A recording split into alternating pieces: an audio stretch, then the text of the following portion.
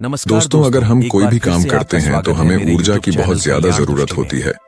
आप महसूस भी किए होंगे कि जब आप बीमार होते हैं तो आपकी ऊर्जा बहुत ही कम हो जाती है और आप चाह करके भी कोई काम नहीं कर पाते हैं।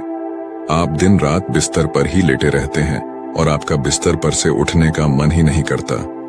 और अगर आपकी ऊर्जा कम है तो आप पढ़ाई भी करेंगे तो आपको बहुत ही जल्दी नींद भी आ जाएगी। आपका पढ़ने लिखने का मन बिल्कुल भी नहीं करेगा और किसी भी कार्य में भी आपका मन नहीं लगेगा। आपको बहुत ही जल्दी थकावट लग जाएगी। इसलिए शरीर में ऊर्जा का होना बहुत ज्यादा जरूरी होता है। जिस इंसान के शरीर में जितनी अच्छी ऊर्जा होती है वह उतना ही चुस्त, दुरुस्त और फुर्तीला होता है। उसका शरीर उतना ही अच्छे तरीके से काम करता है। लेकिन जिस भी व्यक्ति के अंदर ऊर्जा की कमी रहती है उसका मन बहुत ही निराश और हताश रहता है। वह चिंताओं में डूबा रहता है। उसका कोई भी काम करने का मन ही नहीं करता और उसे तमाम तरह की बीमारियां जकड़ लेती हैं। इसलिए शरीर में ऊर्जा का होना अति आवश्यक है। मित्रों, आज के इस वीडियो में हम ऊर्जा बढ़ाने के तरीकों के बारे में आपको बताऊंगा, जिसे जान और समझ लेने के बाद आप खुद अपने अंदर की ऊर्जा को बढ़ा सकेंगे और खुद आप तरोताजा महसूस करेंगे। आपके शरीर के अंदर फुर्ती आ जाएगी। तो मित्रों, इस वीडियो को छोड़ करके कहीं जाइएगा नहीं। मित्रों, प्राचीन समय में नर्मदा नदी के किनारे बसे एक आश्रम में रोज की तरह गुरु अपने शिष्यों को तरह तरह की विद्याएं सिखाया करते थे। कुंडलिनी योग से लेकर के ध्यान करने तक वह सारी विद्याएं अपने शिष्यों को सिखाया करते थे। उन्हीं शिष्यों में एक निर्मल नाम का एक शिष्य था जिसका व्यवहार अन्य शिष्यों से बिल्कुल अलग था। उसके शरीर में ऊर्जा रहती ही नहीं थी। वह हर समय थका थका सा रहता था। एक बार की बात है, गुरु रोज की तरह अपने शिष्यों को ज्ञान का उपदेश दे रहे थे। उपदेश के बीच में ही निर्मल को नींद आ गई और गुरु की नजर अचानक निर्मल पर पड़ गई। फिर गुरु को गुस्सा भी आया। गुरु डांट कर बोलते हैं कि निर्मल, तुमने रात को ठीक से सोया नहीं था क्या, जो तुम्हें अभी इसी वक्त नींद आ रही है। निर्मल घबरा गया और वह तुरंत नींद से जाग गया और फिर कहने लगा कि गुरुवर, माफ कीजिएगा, मैं रात को भी सोता हूं, फिर भी पता नहीं क्यों मुझे हर समय नींद आती रहती है। ऐसा लगता है कि शरीर में जान ही नहीं है। मैं बहुत जल्दी थक भी जाता हूं, चाह करके भी मैं कुछ कर नहीं पाता। गुरुवर, मेरा पढ़ाई में भी बिल्कुल मन नहीं लगता। मैं तरह तरह के उपाय भी अपनाता हूं और फिर भी मैं सफल नहीं हो पाता। हर समय ऐसा लगता है कि हमारे शरीर की ऊर्जा को किसी ने छीन लिया है। गुरु कहते हैं कि निर्मल, तुम बिल्कुल भी घबराओ नहीं। आज तुम्हारे साथ साथ मैं सभी शिष्यों को शरीर की ऊर्जा बढ़ाने के तरीके बता रहा हूं, जिसे तुम सब ध्यानपूर्वक सुनना। गुरु कहते हैं कि शिष्यों, सिर्फ अच्छा भोजन करने से शरीर में ऊर्जा नहीं बढ़ती। शरीर में ऊर्जा बढ़ाने के कई सारे कारण होते हैं। गुरु कहते हैं कि आश्रम में जो अनाज की खेती होती है, तो क्या वह सिर्फ उसमें पानी डालने से ही अच्छी फसलें तैयार हो जाती हैं क्या?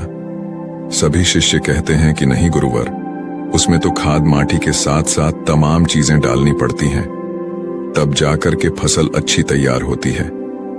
गुरु कहते हैं कि अगर खेतों में पौधों को सिर्फ पानी ही डाला जाए तो क्या फसलों की पैदावार अच्छी होगी? सभी शिष्य कहते हैं कि नहीं गुरुवर, ऐसे में तो फसलें मुरझा जाएंगी। गुरु कहते हैं कि ठीक उसी प्रकार हमारे शरीर की भी हालत होती है। अगर हम सिर्फ खाना ही खाएंगे अच्छा तो भी हमारे शरीर में ऊर्जा नहीं पैदा होगी।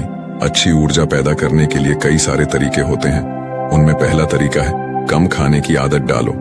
सभी शेष गुरु की इस बात को सुनकर के आश्चर्यचकित हो जाते हैं कि गुरुवर, अगर हम लोग बहुत कम खाना खाएंगे तो फिर हमारे शरीर में ऊर्जा कहां से आएगी? गुरु कहते हैं कि यही तो आज तक तुम सब समझ ही नहीं पाए। लोग सोचते हैं कि ज्यादा खाना खाएंगे तो शरीर में ताकत बढ़ेगी। ऐसा कुछ भी नहीं होता है। आप खाना पर्याप्त मात्रा में लीजिए, बल्कि मैं तो यह कहूंगा कि जितना आपको भूख है उससे थोड़ा कम ही खाइए। इससे क्या होगा कि जो आपके शरीर की प्राण ऊर्जा है वह भोजन को जल्दी से पचा देगी और जो बाकी ऊर्जा बचेगी वह आपके शरीर की टूटी फूटी कोशिकाओं की मरम्मत करने में मदद करेगी। इससे आपके शरीर की प्राण ऊर्जा को आपके शरीर की देखरेख करने के लिए बहुत समय मिल जाएगा। और आप जब खाना पर्याप्त मात्रा में लेते हैं, बहुत ज्यादा खाना नहीं खाते हैं, तो आपका शरीर हल्का रहता है। और जब आपका शरीर हल्का रहेगा, खाना बहुत अच्छे तरीके से पच जाएगा, तो बाकी लोगों की अपेक्षा आप बहुत हल्का और ऊर्जावान महसूस करेंगे। गुरु कहते हैं कि जो लोग ज्यादा खाना खाते हैं उनके शरीर की सारी ऊर्जा सिर्फ खाने को ही पचाने में लग जाती है और कई घंटों तक तो उनका खाना पचता ही रहता है और ठीक से उनका पाचन भी नहीं हो पाता। पेट उनका भारी भारी सा रहता है। लेकिन जो व्यक्ति कम खाते हैं उनका पाचन बहुत ही जल्दी हो जाता है और फिर बचे हुई प्राण ऊर्जा शरीर की टूटी फूटी कोशिकाओं की मरम्मत करती रहती है। ऐसे लोग बहुत ही ऊर्जावान महसूस करते हैं। तुमने अजगर को तो देखा ही होगा। अजगर खाना खाने के बाद कई घंटों तक या यूं कहें कि कई दिनों तक यूं ही अस्वस्थ पड़ा रहता है। उसके शरीर की फुर्ती ही चली जाती है। ऐसे ही हम सबके साथ होता है। अगर हम ज्यादा खाना खाएंगे तो हमारे शरीर की सारी प्राण ऊर्जा पूरे दिन रात सिर्फ उस खाने को पचाने में लगी रहेगी। लेकिन अगर हम खाना पर्याप्त मात्रा में खाते हैं या जितना हमारी भूख है उससे कम खाते हैं तो हमारे शरीर की बची हुई प्राण ऊर्जा हमारे शरीर की टूटी फूटी कोशिकाओं की मरम्मत करने में लग जाती है। गुरु कहते हैं कि पहले तो तुम सब यह करो कि जितना तुम्हें भूख है उससे थोड़ा कम खाओ और आज से ही इस रहस्यमयी तरीके को अपनाना शुरू कर दो। इसका असर तुम्हें 1 हफ्ते में दिखने लगेगा। गुरु कहते हैं कि दूसरी बात जो तुम सबको याद रखनी है हमेशा ऊर्जावान बने रहने के लिए, वह ये है कि पौष्टिक भोजन खाओ। गुरु कहते हैं कि अधिकतर लोग तो सिर्फ पेट भरने के लिए खाना खाते हैं। उन्हें लगता है कि उनका पेट बस भर जाए तो सब ठीक हो जाएगा, तो ऐसा बिल्कुल भी नहीं होता है। आपके शरीर को विभिन्न प्रकार के विटामिन्स की जरूरत होती है। अगर आपके शरीर को पर्याप्त मात्रा में विटामिन्स नहीं मिलेगा तो धीरे धीरे आपका शरीर कमजोर पड़ने लगेगा। मान लीजिए कि आपके शरीर में विटामिन ए की कमी रहती है तो आपको रतौंधी रोग हो सकता है। अगर आप अपने खाने में कैल्शियम की मात्रा नहीं लेते हैं तो इससे आपकी हड्डियां कमजोर हो जाएंगी और उनमें दर्द भी हो सकता है। हड्डियों को मजबूत करने के लिए सबसे अच्छा तरीका है कि आप दूध का सेवन करें और आप थोड़ा समय धूप में जरूर बिताएं। इससे क्या होगा कि विटामिन डी धूप में त्वचा के नीचे पर्याप्त मात्रा में बन जाएगी। सूर्य के प्रकाश में ही विटामिन डी का निर्माण होता है और उसका निर्माण आपकी त्वचा के नीचे होता है, जो आपके शरीर की हड्डियों को मजबूत बनाने में अति आवश्यक होता है। इससे आपकी त्वचा की चमक भी बढ़ती है और आप तंदुरुस्त भी रहेंगे। गुरु कहते हैं कि खाने में अच्छा और पौष्टिक भोजन लो और जितना ज्यादा हो सके प्राकृतिक भोजन खाओ, उससे तुम्हारा मन शांत रहेगा। गुरु कहते हैं कि शिष्य हमेशा ऊर्जावान बने रहने का तीसरा तरीका है व्यायाम करने की और ध्यान करने की आदत डालो। शिष्य कहने लगे, गुरुवर, ये तो हम प्रतिदिन करते हैं, इसमें कौन सी बड़ी बात है, ये तो सभी करते हैं। तभी फिर गुरु कहते हैं कि हाँ, बात तुम्हारी सही है, लेकिन अगर व्यायाम को और ध्यान को एक निश्चित समय पर ना किया जाए, जब मन में आया तब कर लिए, तो ऐसे करने से कोई मतलब नहीं होता है, बल्कि उसका शरीर पर बुरा असर तुम्हें देखने को मिलेगा। इसलिए सबसे ज्यादा जरूरी यह है कि व्यायाम और ध्यान को एक निश्चित समय में करो। गुरु कहते हैं कि प्रातः के समय व्यायाम शुरू करो, फिर होगा क्या कि तुम्हारे शरीर की ऊर्जा बढ़ने लगेगी और तुम्हारे शरीर में फुर्ती भी आने लगेगी, क्योंकि व्यायाम करने से शरीर के सभी अंग मजबूत होते हैं और उनके कार्य करने की क्षमता भी बढ़ती है। तो इससे तुम दिन में काफी समय तक ऊर्जा से भरे रहोगे।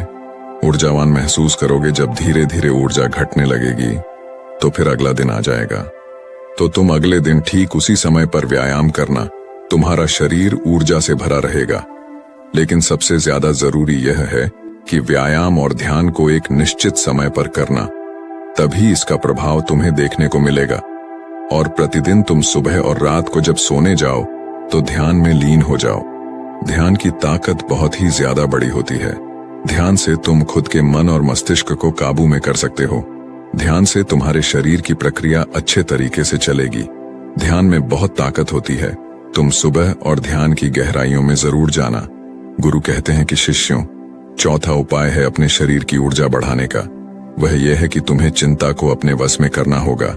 गुरु कहते हैं कि शिष्यों, अभी तुम सब बच्चे हो, अभी तुम सबको उतनी फिक्र नहीं है, लेकिन जब तुम धीरे धीरे बड़े होने लगोगे तो तुम्हारे ऊपर भी जिम्मेदारियों का बोझ आएगा, तो तुम्हारे ऊपर तमाम कामों का बोझ रहेगा। मैं यह नहीं कह रहा हूं कि तुम चिंता से हमेशा के लिए मुक्त हो सकते हो, लेकिन हाँ, अगर तुम समझकर चलो कि चिंता को कैसे रोका जाए, उसे कैसे अपने से दूर रखना है, उसे खुद पर हावी नहीं होने देना है, तो तुम बहुत ही समझदार व्यक्ति कहलाओगे। क्योंकि चिंता ही एक ऐसी बीमारी है जो तुम्हारे शरीर को हर वक्त जलाती रहती है। जो व्यक्ति जितना गहराई से और जितना अंदर से चिंता करता है वह बहुत ही ज्यादा परेशान रहता है। उसके शरीर की ऊर्जा को चिंता खुद छीन लेती है और जिसके जीवन में चिंता ज्यादा है वह मानसिक रूप से भी बीमार रहता है। इसलिए तुम सबको चिंता पर काबू पाना होगा। चिंता करने से ना तो हमारा भविष्य बदलता है और ना ही हमारा भूतकाल।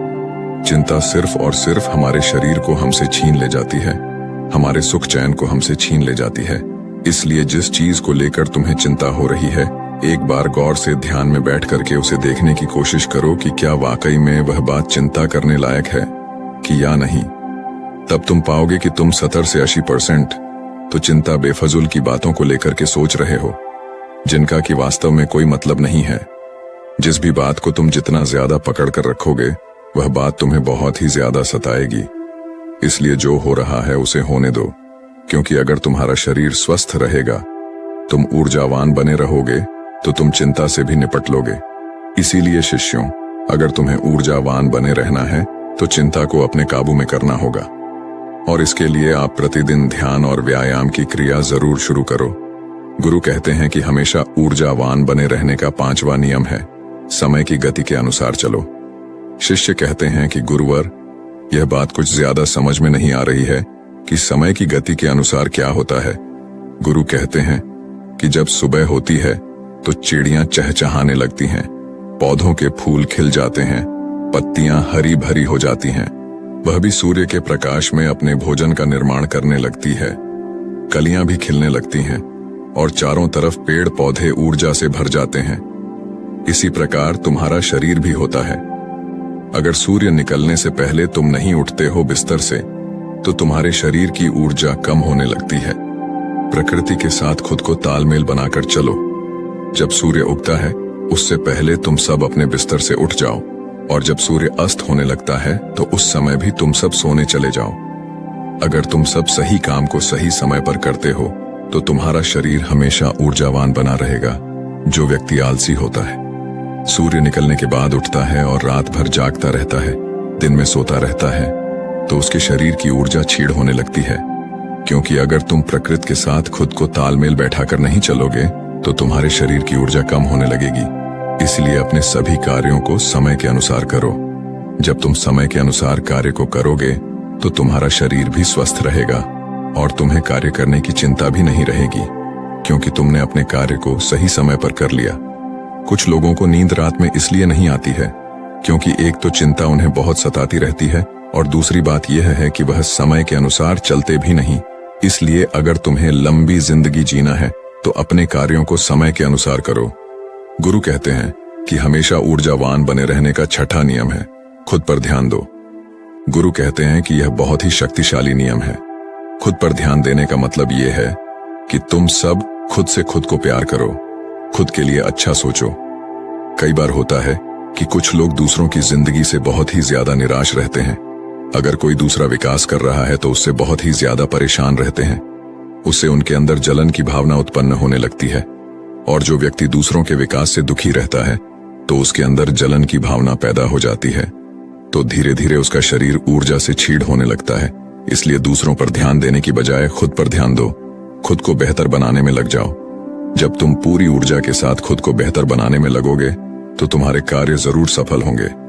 वह व्यक्ति अपने जीवन में कभी भी सफल नहीं हो पाता जो हर समय दूसरों के बारे में सोचता रहता है, दूसरों की बुराई के बारे में सोचता रहता है, दूसरों से जलन की भावना रखता है। उस व्यक्ति की ऊर्जा कभी भी अच्छी नहीं रहती। लेकिन वहीं पर जो व्यक्ति अपने बारे में अच्छा सोचता है और दूसरों के भी बारे में अच्छा सोचता है तो उसकी ऊर्जा हमेशा बनी रहती है। इसलिए अपनी ऊर्जा को अगर बढ़ाना है तो खुद के बारे में अच्छा सोचो और खुद से बहुत प्यार करो। जब कोई इंसान किसी दूसरे व्यक्ति से जलता रहता है तो उसके हार्मोन्स नकारात्मक होने लगते हैं और अच्छे हार्मोन्स कभी भी उसके शरीर से स्रावित ही नहीं हो पाते, जिससे उसकी ऊर्जा कम होने लगती है।